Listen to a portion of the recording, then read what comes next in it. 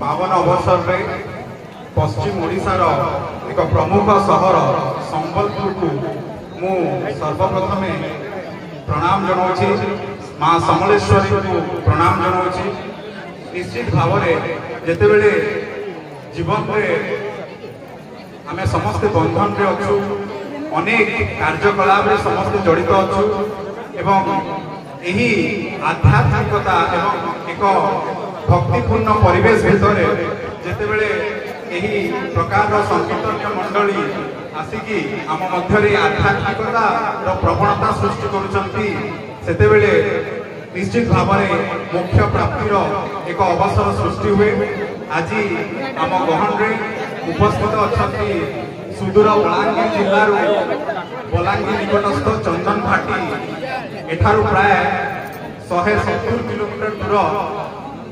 चंदन घाटी लेडीज संकीर्तन मंडली जार जड़े प्रसिद्ध कलाकार होती आम पश्चिम ओडिशार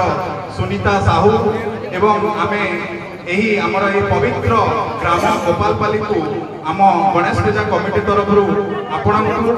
आपण पूरा टीम अनेक अनेक धन्यवाद दूँ। आपण आमर निमंत्रण को स्वीकार करी आपण दल सहित आसी एठी आध्यात्मिकतार एक परिवेश सृष्टि करुछंती।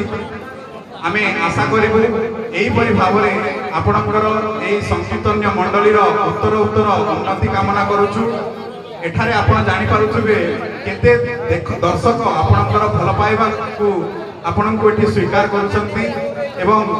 वर्तमान यदि आपण माने समस्ते यूट्यूब खोलिबे सोशल मीडिया जुग निश्चित भाव में सुनीता भौणींकर प्रत्येक गीत प्रत्येक आवेग भरा आध्यात्मिक भरा गीत एवं चर्चार परिसर में अच्छी। केवल पश्चिम ओडिशा नुहे समग्र ओडिशा रे एवं ओडिशा बाहर रे विभिन्न राज्य में मध्य से तांकर एही लेडीज कीर्तन माध्यम रे एक स्वतंत्र परिचय सृष्टि करि परिछंती। मो मां समलेश्वरी को प्रार्थना करूची हमरा एही संबलपुर रो एही पवित्र माटी मां समलेश्वरी विराजी मो मां समलेश्वरी को पाखरे प्रार्थना करूची आपनकर एही लेडीज कीर्तन मंडली चंदन घाटीर ना आहुरी आग को जाओ पश्चिम ओडिशा को आपण माने एमिति आग को बढ़ातु समग्र भारत में एक स्वतंत्र परिचय सृष्टि करू एवं बहुत बहुत स्वागत बहुत बहुत धन्यवाद आपण आमर निमंत्रण स्वीकार कर आसीथिबारु एवं आगामी दिन में मध्य आमे चाहबू जदि सुयोग मिले निश्चित भाव में आमे आपनकु आउ थे आम गाँव को स्वागत करूँ, संबलपुर को स्वागत करूँ। बलांगीर और संबलपुर मध्य एक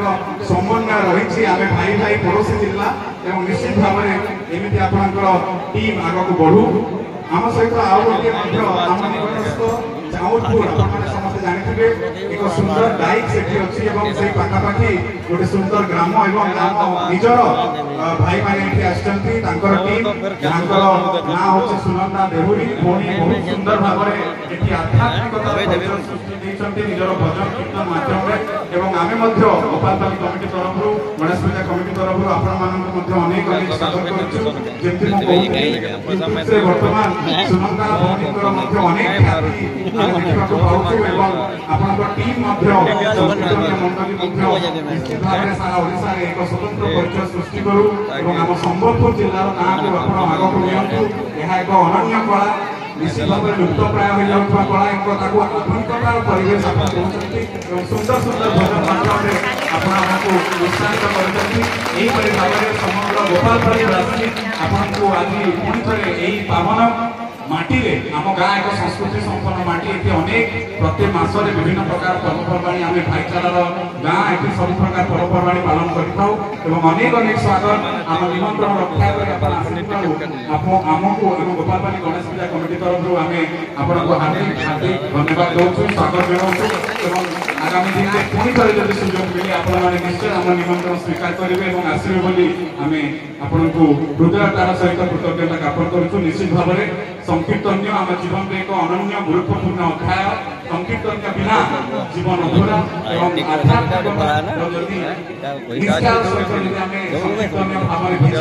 निश्चित भाव में जीवन मुक्ति पाइबा।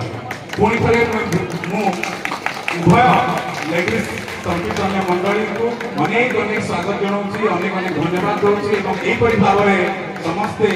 आम समस्त भक्ति भाव बिचवा आध्यात्मिकता परिवेश बढ़िया समस्त दर्शक मान अनुरोध करी गोटे जोरदार गरताड़ी आम उभय आशा करी जे पर्यंत ये संकीर्तन चली आज समस्ते ग्रामवासी सारा राति मान उत्साहित करवा और आतिथ्यता स्वीकार कर धन्यवाद दूसरी बहुत बहुत धन्यवाद उभय संकीर्तन मंडली को आसी आम निमंत्रण स्वीकार कर कृष्ण वंदे जगत गुरु जय श्री कृष्ण राधे राधे